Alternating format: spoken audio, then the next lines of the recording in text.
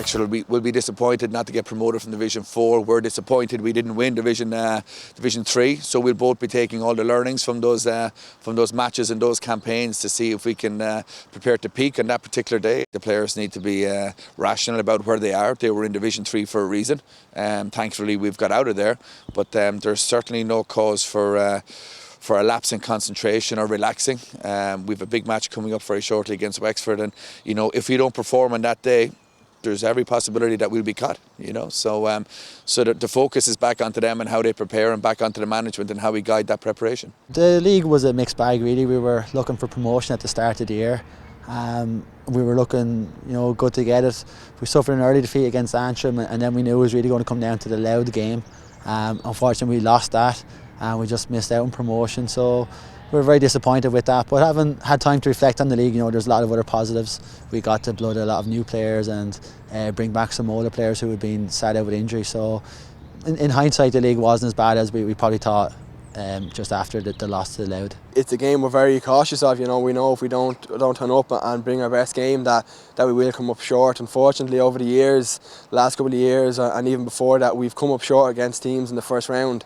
And some teams, maybe outside people in the media and whatever, might have said we should have been beaten, and we didn't beat.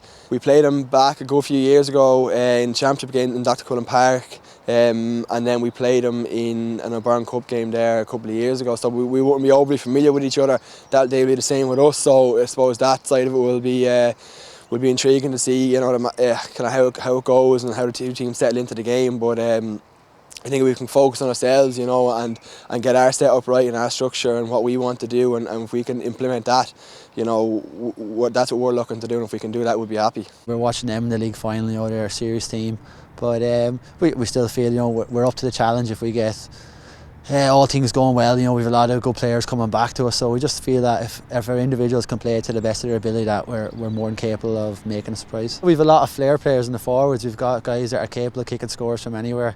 We're a very open, fast-paced football team. We don't really have much of a defensive blanket. We just go for it.